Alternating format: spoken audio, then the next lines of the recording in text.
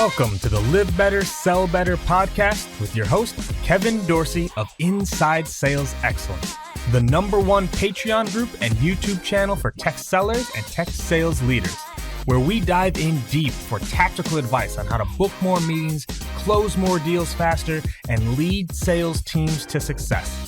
But we don't stop there. We also focus on the person in salesperson. We talk about mindset, goals, time management, and so much more. So thank you for listening. And if you're interested, head on over to patreon.com/inside sales excellence.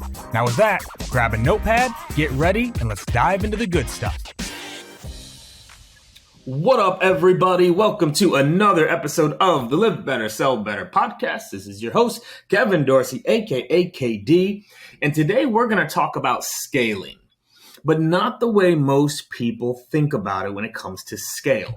If you ask most people what they mean by scaling a business, scaling a company, scaling a team, almost always that focus is around the number of people on the team. We're going to take it a different direction today and talk about how do you scale skill? How do you scale discipline?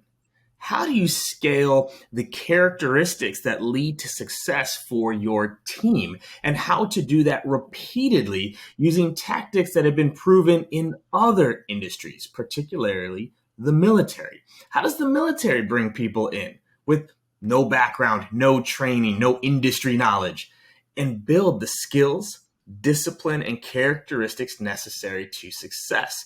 And that is why I'm so excited to have Zach Selch with me on the show today. He is the founder and principal at Global Sales Mentor. He helps level up your international sales leaders, how to learn how to bring it to another country, another culture, another industry. So he has a very unique perspective on how to scale skill, discipline, and characteristics. I'm pumped to dive in. Zach, my man, welcome to the show. Thanks a lot, Katie. I'm really happy to be here.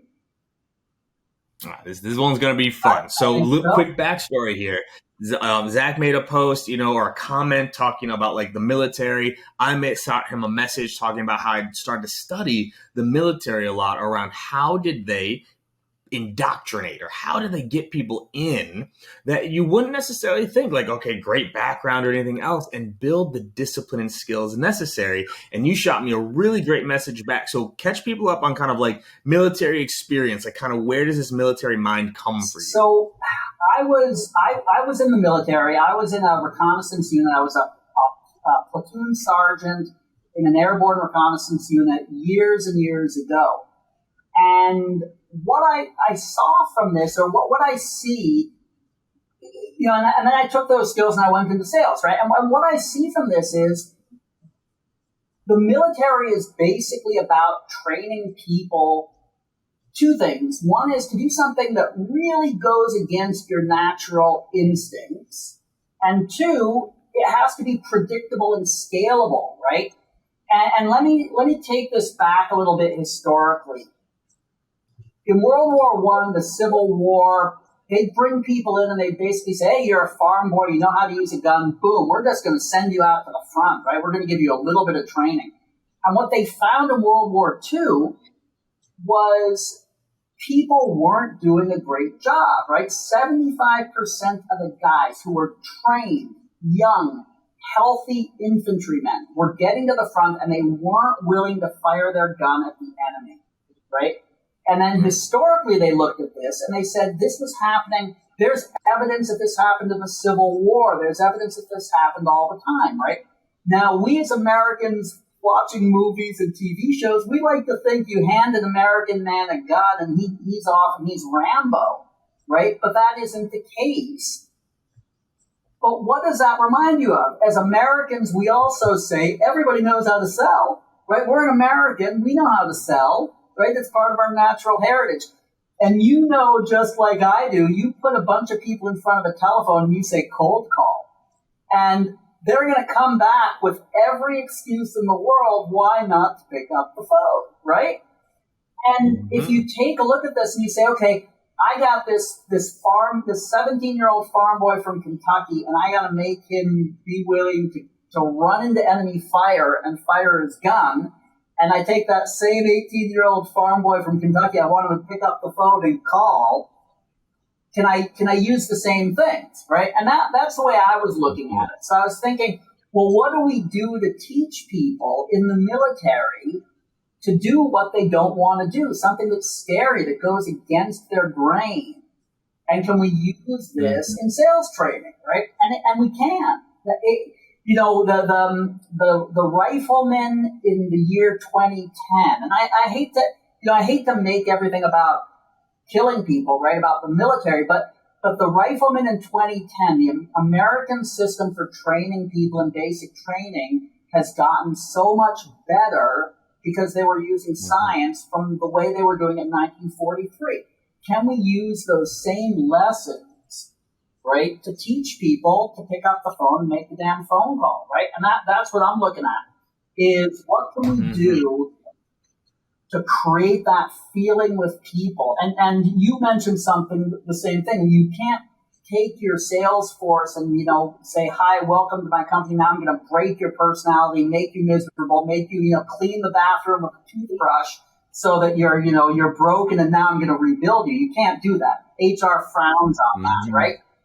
Just a little. But you say to them, look, I'm gonna give you what you want out of life, right? You want to be a VP in 10, 15 years. You want a nice car. You want a nice house. I'm going to give you that. That's my promise to you. But I want you to crawl through fire for me, right? I want you to be prepared to do stuff that you don't want to do. Listen to me. Trust me. And you're going to get to where you're going, right? And some people are going to say, screw that, Kevin. I don't want that, right? That's too much hard work. Great. Take off. Do something else. But the ones that are going to stick with it, you build up that cohesion, you give them the skills, and they produce. Yeah. No, and that's some of the things that I want to try to break down here, right, is, because we can't. So background on the message, right? So, Zach had sent me that note, and we were talking about some military and some of the things that I called out that, the military can do that we can't do in sales, right? I'm like, okay, how does it do this discipline? Well, they break people down. Right? Like they really drive people, right? It's almost like you have to break the ego to say, hey, we are all level. You've been broken, right? You kind of almost wave that flag to be rebuilt. Right.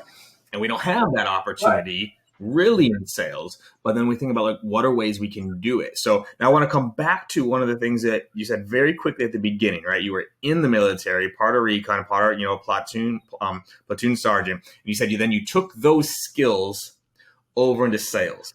What do you think some of those key skills were that led over to a successful career in sales? Well, part of that was individual contributor skills, right? Like discipline.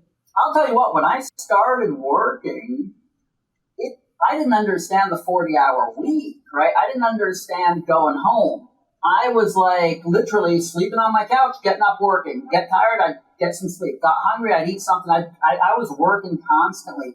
But also, it was sort of like you think about people say, well, how should you treat your customers? Show up on time, right? These are things little things they teach you in the military. Show up on time, treat your people respectfully, think about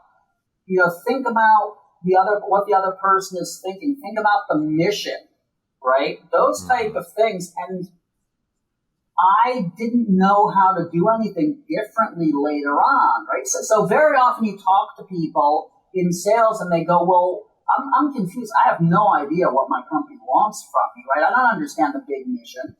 Now, every day for years, we would stand there and we would say, what are we doing here today? We are protecting our citizens by doing this. This is the mission. Let me walk you, and we talk about it. So when I started to work with my salespeople, I would say, well, what are we doing? What we're doing today is we are breaking down this part of the sales process. We are going on this visit, this visit to a customer. We are going to be doing this. The reason we're doing this is part of this. It's part of this bigger picture in order to achieve our goals 12 months from now. Do you understand? Are there questions? And it didn't dawn on me to do it any differently, right? So those are the types of things that I brought in from the military and brought into my day-to-day work as a sales contributor and then as a sales manager. Mm-hmm. Okay, perfect. Because I wanted to give that foundation, because those are some of those And things, I'll right? throw Of out like, actually something else.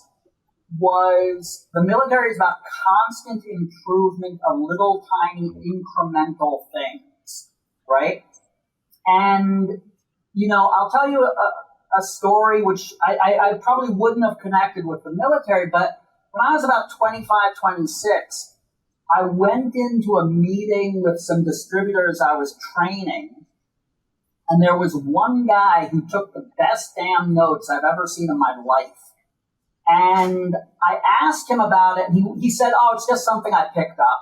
And I asked somebody else, and the other guy said, oh, our boss sent us to this stupid course on note-taking, and it was really a waste of time. And this guy was the only guy in the company who actually uses it.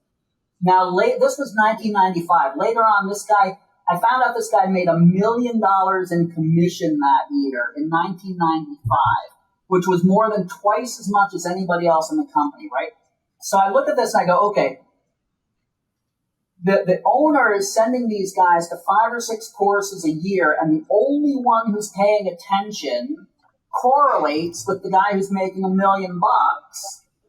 This is something I should learn from, right? So this constant learning is also in the military. In the military, half your time you're going to courses. They're teaching you things, right? And they're not teaching you these big philosophy courses. They're teaching you, how to better clean your rifle, how to shoot at a very specific range, how to use something a very specific tool.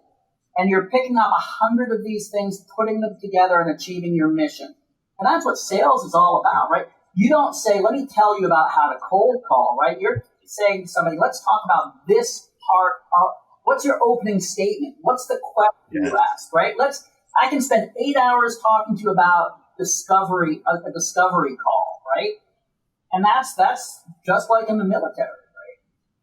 yeah, no, and I love that because, like, actually the way that you said it, right? Actually, that actually, unfortunately, is how most people train or coach their people, right? Let's train on how to pitch. Let's train on how to cold call, and it's not broken down into the small pieces that go into it. My onboarding, it's so funny. Oftentimes, people hated my onboarding. You were telling me about how long it was, and I could, But that's what you need to get good results, right? Well, because it wasn't just long, it was repetitive. We'd spend 2 days on the intro. Right. Just the intro.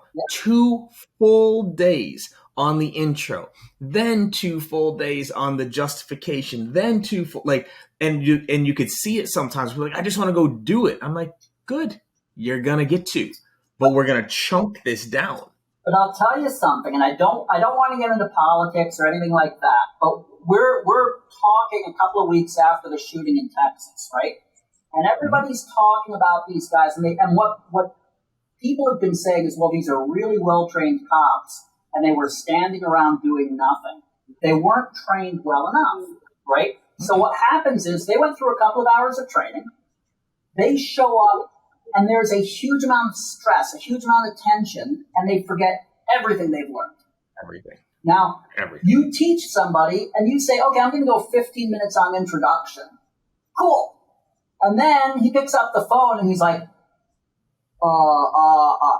But you do 2 days repetitive, you wake him up in the middle of the night with a bucket of cold water, and he'll remember what you taught him, right? Mm-hmm. Yep, that was the key. It was a high repetition, focus on the small pieces and going, right? Because, what's the quote? You don't rise to the occasion, you fall to your training, or something like that. You don't rise to the occasion. These guys you train 10 years from now, they'll be in a different company. They'll remember exactly what you trained them. Mm-hmm. And I think there's a benefit in this. We talked about getting people to crawl through fire, right? You're giving them training they're going to enjoy for 30 years. You deserve for them to crawl through fire for you, right? If you're giving them that kind of training, they should, if they're honest with themselves, they're going to really produce for you. Mm-hmm. Right. And that was always the goal. And what I would tell them, right? Because oftentimes, too, for at least half of my team, right? And you said this in your trip, for half my team, for a lot of them, it was their first sales job. Right. So they didn't know any different yet. Right. They didn't know that training wasn't normal. They didn't know that type of structure wasn't normal. So there was a little bit more pushback sometimes, like not knowing. Then they go to their next job and they go, oh, the amount of times I get text messages to this day that say, I get it now and it works here too. I love getting those texts because it's the truth, right? My goal was never to make them a great patient pop salesperson or service type. It was to make them a great salesperson. So, last summer, I got to tell you this story because it's one of my favorite stories, and it is a little bit of a humble brag, but suck it up, right? Like last year, this guy who used to report to me years ago, he's in Chicago with his family on vacation. We meet for coffee. At the end of our meeting, we have a nice conversation. He picks up his phone. He calls his kids who are college age, who are in the hotel. He says, come down. I want you to say hello to Zach. And he goes, you remember Mr. Zach? He goes, what Mr. Zach taught me allowed me to buy the house you grew up in and allowed me to send you to college. So I want you to thank Mr. Zach, right? And I just about cried because this is something I taught this guy 20 years ago how to sell. And he is, now he's telling his kids that, he owes it all. His skills came from me. And I love that, right? That's what I love too, is building up, it's nice to be a contributor. It's a great thing to train people and get them producing. Right? Yeah. And so let's take that next step, right? Because you made a statement saying, like, things got better around 2010 when the military started to apply science to their training, their boot camps, whatever. So let's now start to talk about, okay, well, how do we apply what we know to be like good to sales training? How can we carry this over?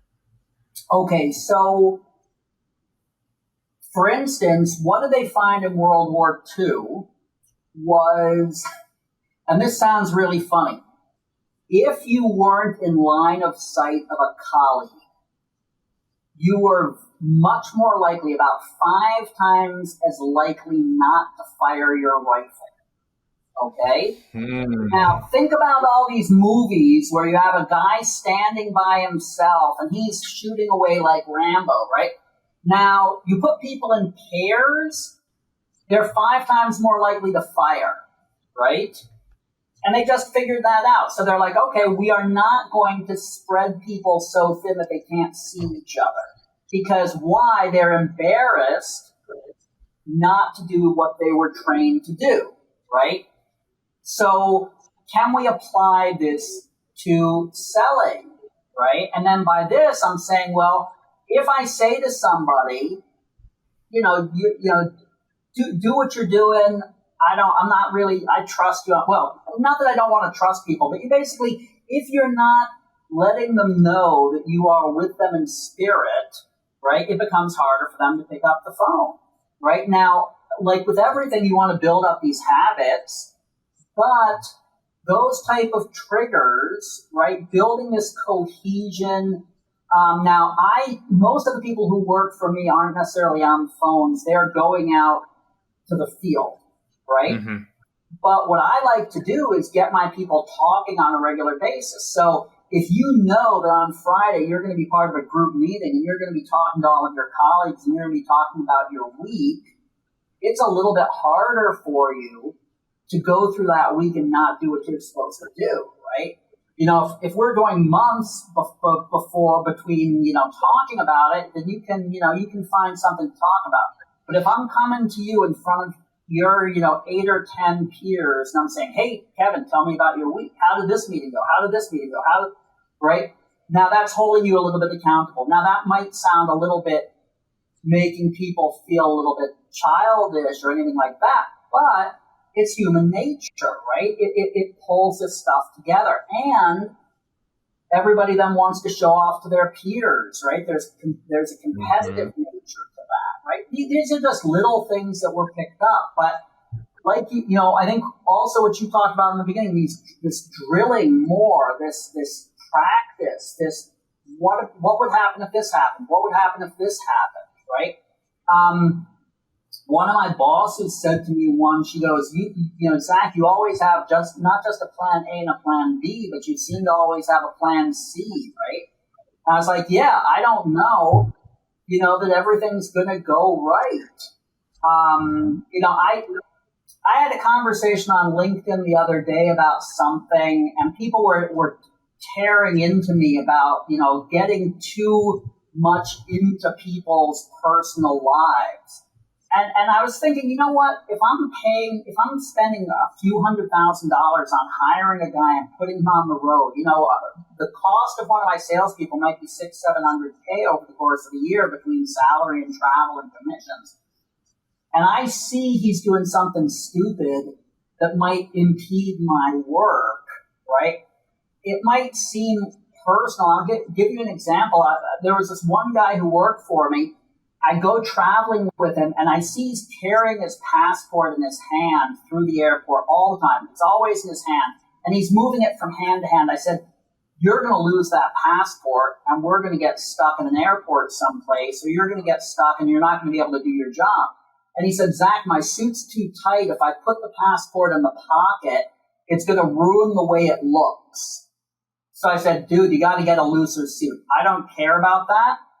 I do care about your losing your passport. Now, something like that might seem like I'm overstepping my job as a boss, but I've had people lose passports on a trip, and it holds everything up. It costs me $20,000-$30,000 in missed meetings, right? So it's my business. That's the way I look at it.